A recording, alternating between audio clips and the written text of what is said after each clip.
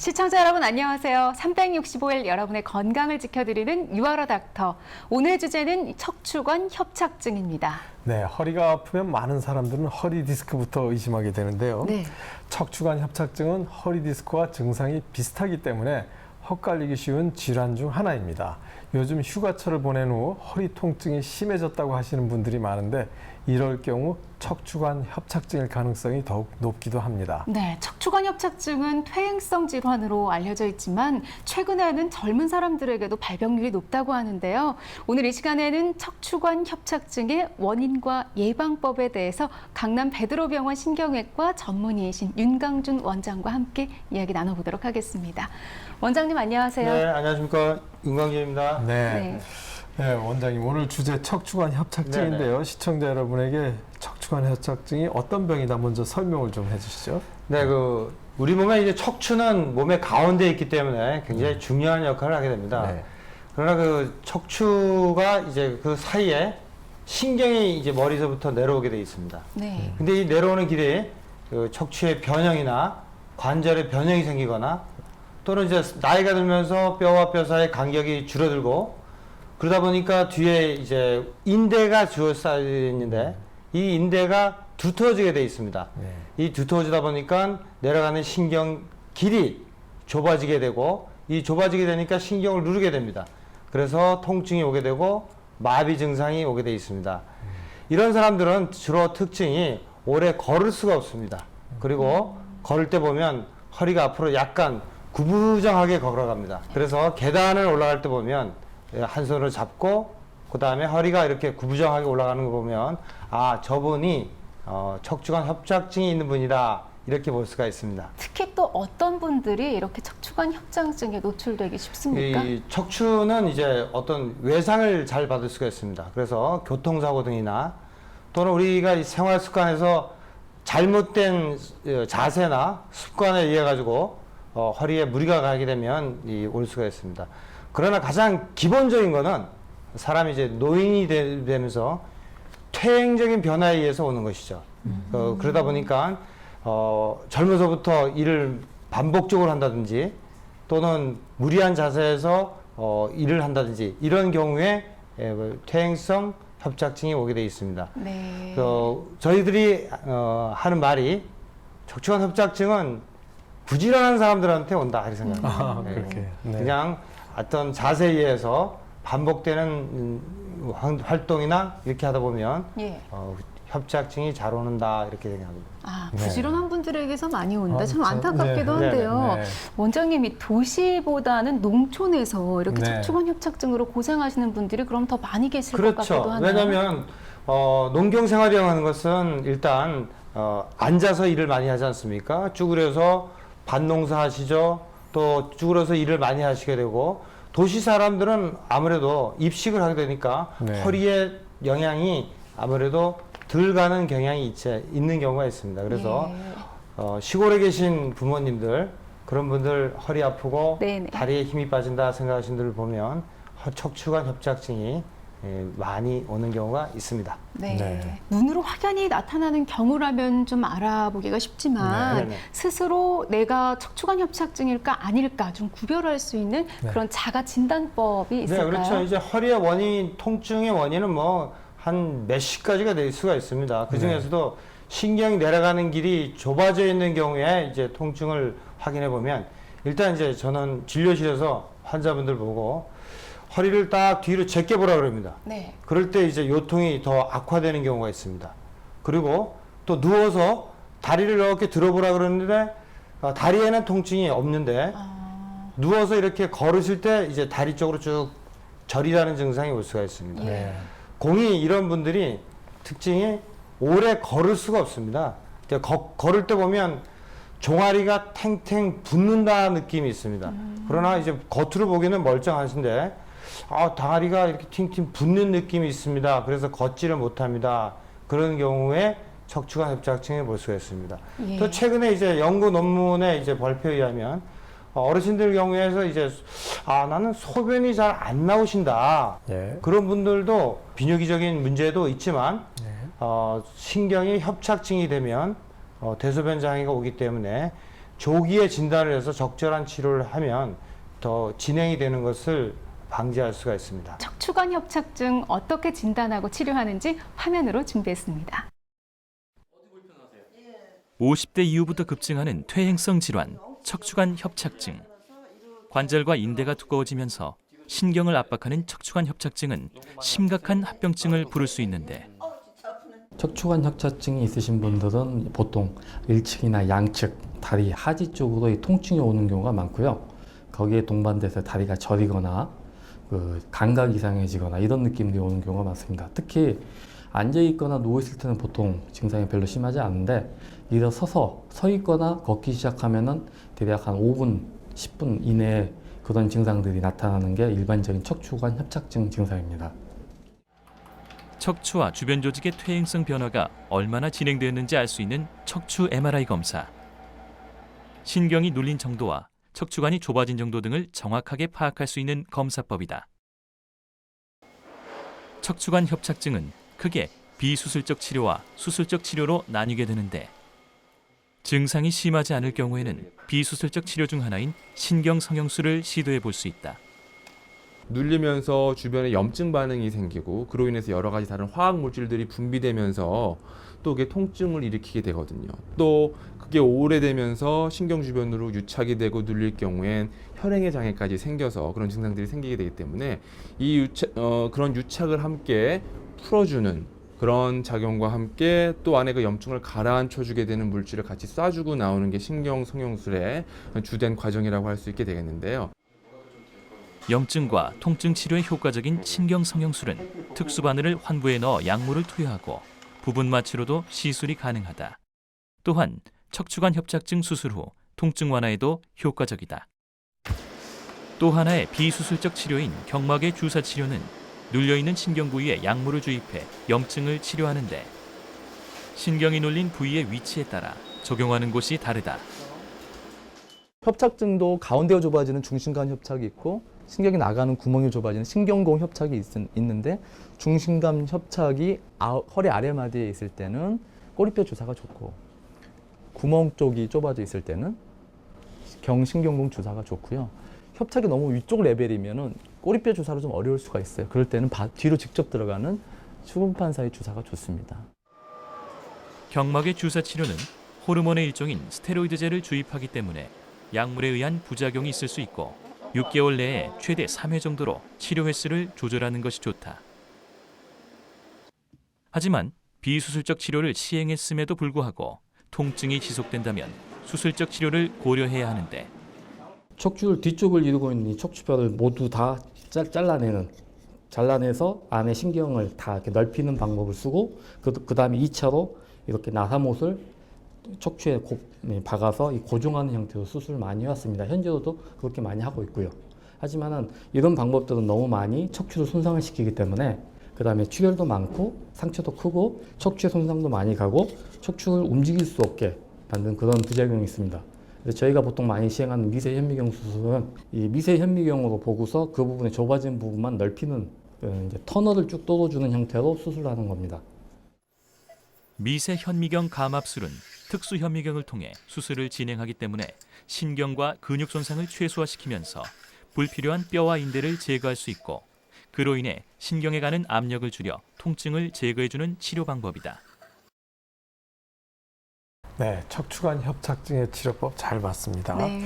네, 환자의 상태에 따라서 치료법이 여러 가지가 다를 수 있을 텐데요. 네네. 원장님, 네, 많은 환자분들이 가장 궁금해하는 것 중에 하나가 어떤 네네. 경우에 수술하고 어떤 경우에 수술하지 않고 치료하느냐 이렇게 궁금해할 텐데요. 네네. 어떻게 설명해 주시나요? 일단은 모든 환자분에게 이제 약물 치료하고 이제 물리 치료를 하게 되죠. 네. 그러나 이제 반복적인 약물 치료를 했음에도 불구하고 증세가 이제 호전이 안 되는 경우에는 주사를 이용해서 약물을 투입해 가지고 신경이 유착돼 있고 좁아져 있는 것을 풀어주는 신경 성형술이라고 있습니다. 네. 그것을 이용해서 치료를 하게 되면 효율적으로 보는 경우가 많이 있습니다. 그러나 아주 많이 심해서 뼈와 뼈 사이 간격이 많이 닳았다든지 또 신경의 압박 소견이 약 50% 이상이 넘는다든지 이런 경우에는 부득불 수술을 권하게 돼 있습니다. 네. 과거에서 이제 수술 방법도 과거에는 많이 이제 소재가 많이 개발돼 있죠. 그래서 과거에 하던 수술법 중에 하나는 뼈와 뼈 사이를 고정을 한다든지 또는 뼈를 많이 제거를 한다든지 그런 방법들이 있었으나 요새는 소재가 많이 개발되지 않았습니까? 네. 그런 것을 소재 개발의 덕분으로 인해서 인공 디스크라는 것이 있어서 뼈와 뼈 사이의 간격을 넓혀주는 좋은 치료법도 많이 개발되어 있습니다. 네. 그래서 병원에 오실 때 어떤 환자분들이 저는 주사를 치료를 해주십시오 또는 저는 절대 수술 안 하겠습니다 이렇게 오시지만 실제로 많은 환자의 분들은 수술 없이도 증세 호전을 많이 느낄 수가 있습니다. 그러나 수술을 한다고 해도 그렇게 큰 부작용 없이 삶의 질을 높이는 경우가 많이 있으니까 주변에 전문 선생님하고 잘 상의하면 삶의 질을 높이는 방법을 찾을 수 있다고 생각합니다. 네. 네네. 네, 좋은 말씀해 주셨는데 지금 그 신경성형술을 말씀해 주셨거든요. 네네. 그러면 그 신경성형술이 몇 번 하는 건지, 하면 네네. 얼마 동안 효과가 있는지 이런 궁금증들이 있을 텐데요. 어떻게 네네. 설명을 해 주시나요? 이 신경성형술이라고 하는 것은 이제 만성 통증의 원인을 알아봐야 됩니다. 이 만성으로 우리가 허리가 아프다고 오신 분들을 보면 신경 주변에 부종이 있게 되고 네. 그다음에 이제 염증이 있게 돼 있습니다. 이것이 큰 통증의 원인이 되고 이것이 반복되다 보니까 주변에 유착이 돼 있습니다. 네. 그 신경 주변에 유착이 돼 있는 것을 가느다란 관이 약 2mm 정도의 관이 들어가서 유착되어 있는 것을 풀어줍니다. 풀어준 다음에 다시 유착이 생기지 않게 약물을 도입해서 이제 치료를 하는 방법인데 대부분의 사람들은 1회 정도로 다 이제 어느 정도 소기의 목적을 달성할 수 있습니다. 네네. 그러나 아주 극소수의 사람들은 2, 3회까지 치료하는 경우가 있지만 실제로 어떤 경우에 이분은 꼭 수술을 해야 되지 않나 하는 경우에도 이러한 시술들이 환자의 만족도 또 삶의 질을 굉장히 좋게 해주는 경우가 왕왕 있기 때문에 저는 이 방법을 환자분들에게 잘 소개시켜주고 있습니다. 네. 이렇게 뭐 수술이 두려워서라던가 네. 그냥 문제가 있어도 방치하게 되는 경우가 있을 텐데 그냥 둘 경우에 어떤 문제점들이 또 생기게 될까요? 이 척추관 협착증은 만성적인 질환이기 때문에 뭐 어제도 그랬고 오늘도 그랬고 그러니까 나는 나이 듦의 한 노화의 현상이라고 넘어갈 수가 있습니다. 그러나 시간이 지나면 지날수록 다리에 힘이 빠지게 돼 있습니다. 그리고 대소변에 장애가 올 수가 있습니다. 네. 그리고 이런 소변의 장애가 나중에 발견돼서 치료했을 때 보면 잘 돌아오질 않습니다. 마비 증상도 잘 돌아오지 않습니다. 요새는 수명이 길어져서 뭐 80 이상까지 사는 분들 많이 있습니다. 90 넘어서도 사는 분들도 많이 있습니다. 60대 초반에 이런 병을 놔뒀다고 생각했을 때 그 많은 세월 동안 그런 장애와 함께 살 것인지 참 심각한 문제가 될 수가 있습니다. 그래서 주변에 전문의 선생님들이 많은 도움을 드릴 수 있으니까 그런 병을 감추지 마시고 주변 선생님하고 잘 상의하면 삶의 질을 높이는데 도움이 될 거라고 생각합니다. 알겠습니다. 이번 주 알면 약이 되는 이야기 알약톡톡에서는 허리 건강에 도움이 되는 다양한 정보들을 담아봤습니다. 화면으로 만나보시죠.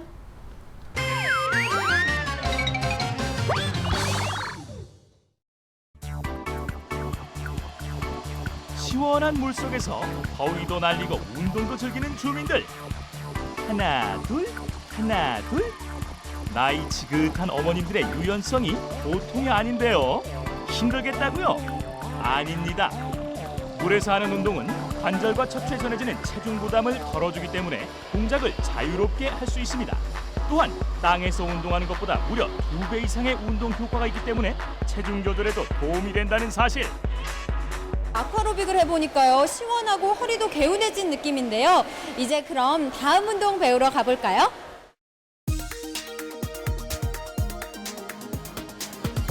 허리를 지키는 두 번째 운동, 그건 바로 자전거 타기입니다. 자전거 타기는 엉덩이와 허벅지 근육을 골고루 사용하면서 골반의 자세도 바로 잡아주는데요. 이렇게 구부정한 자세로 자전거를 타는 건 아니 된다고요. 거봐요, 허리 아프죠? 그래서 알려드립니다.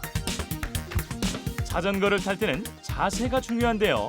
안장의 높이는 페달을 밟았을 때 무릎의 각도가 15도가 되도록 고정합니다.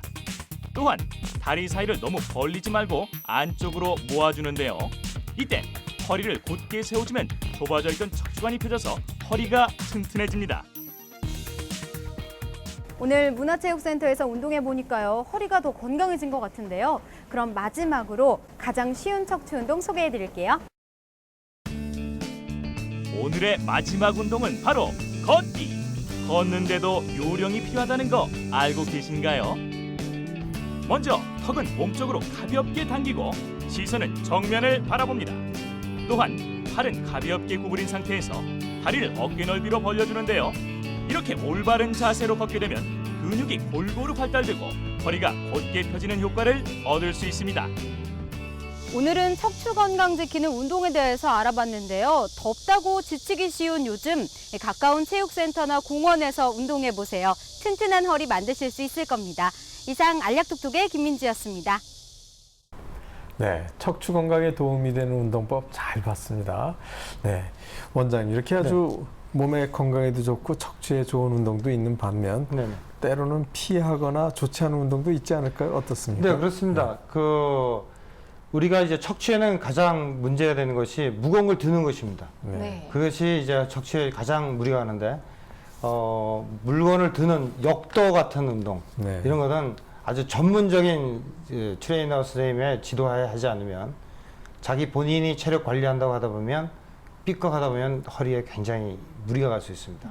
그리고 허리에 무거운 거 들 때 뭐 이렇게 메고 이렇게 있지 않습니까? 그만큼 허리에 힘이 많이 간다는 뜻입니다. 또 한 가지는 이제 편축을 하는 운동, 네. 뭐 테니스나 또는 뭐 볼링 같은 거 한다는 그런 운동들은 한쪽 근육을 이제 쓰는 운동이기 때문에 이런 것들은 유의해야 될 운동 중에 하나입니다. 네. 뜨거운 찜질을 하면 몸에 좋다더라. 뭐 이런저런 속설들이 많이 있습니다. 원장님 좀 이 속설들 주의해야 돼서 받아들여야 될 것 같은데요. 어떤 것들이 있을까요? 일단은 이제 만성 통증에는 오랫동안 아팠던 분들에게는 이제 근육을 풀어주기 위해서는 따뜻한 찜질 또는 뭐 뜨거운 물에 들어가서 뭐 족욕한다든지 그런 것들이 도움이 됩니다. 네. 그러나 초기에 뭐 순환 장애가 있다든지 충혈이 있다든지 급작스럽게 다친 경우에는 냉찜질이 우선이고 그 다음에 이제 온기가 풀어진 다음에 그 다음에는 이제 따뜻한 찜질을 하는 것이 좋은 것으로 되어 있습니다. 허리를 밟으면 시원해지는 그거는 속설인데 그런 얘기를 어떻게 얘기를 나무에 해주시죠? 기름을 친다거나 이런 것들이요? 간혹 우리가 공원 같은 데 가보면 네. 어르신들께서 허리를 튼튼하게 하신다고 네. 뭐 이렇게 등에다 이렇게 등치기를 치고 하고. 막 이렇게 예. 하고 그다음에 또 손주들 보고 나 허리 좀 아프니까 허리 좀 이렇게 밟아라 이렇게 네. 하는 경우가 있는데 그런 것은 조금 좀 위험천만한 것 같습니다. 왜냐하면 나이가 드시면서 뼈와 뼈 사이의 관절이 약해져 있습니다. 그리고 근육의 힘이 그렇게 발달되어 있지 않은 상황에서 어떤 한 부분에 충격이 가는 힘이 밟는다든지 또는 이제 등을 이렇게 친다든지 하는 것들은 오히려 척추에 손상이 오게 돼서 네. 심각한 후유증이 올 수도 있습니다. 그래서 그런 것들은 피하는 것이 좋고 제일 좋은 건강 운동법은 걷기를 많이 하라고 합니다. 네. 가벼운 등산 같은 거 하라고 네. 하고 그런 것들이 좋은 것 같습니다. 건강한 척추를 유지하고 네네. 척추관 협착증을 예방할 수 있는 네네. 좋은 생활 수칙에 대해서 한번 정리해 주시죠. 네, 이 척추관 협착증이라고 하는 것은 신경이 내려가는 길이 이제 좁아진 거 아닙니까? 네. 이 좁아진 게 한순간에 온 것이 아니고 오랜 세월 동안 반복해서 오는 것입니다. 다른 말로 표현한다면 노화의 한 진행이라고 볼 수가 있는 것입니다. 네. 노화의 진행을 막을 수는 없지 않습니까? 그러나 최대한 늦출 수는 있습니다. 예. 저희가 이가 없으면 잇몸이 튼튼하면 된다고 허리에 뼈가 뼈 사이에 물렁뼈는 날이 닿으면 닳아지게 돼 있습니다. 네. 그러나 주변을 싸고 있는 인대와 근육을 튼튼하게 유지하고 된다면 이 삶의 질을 높이는데 아주 유용하다고 생각합니다. 네. 그래서 항상 1시간 정도 빠른 속도로 걷거나 또는 1시간 정도의 자전거 타기 그런 운동들이 건강한 허리를 유지하는데 굉장히 중요하다고 생각합니다. 네. 이런 건강한 근육을 키우게 된다면 평생 허리 아프지 않고 또 허리 치료받지 않고도 삶의 질을 높일 수 있다고 생각합니다. 예, 네, 자연스러운 노화 현상이라고 볼 수도 있겠지만 이에 대한 예방법이 있다는 네. 것이 또 희망적이라는 생각이 드네요. 오늘 척추관 협착증에 대해서 강남 베드로병원 신경외과 전문의이신 윤광준 원장과 이 시간 함께했습니다. 원장님 말씀 잘 들었습니다. 고맙습니다. 감사합니다. 네.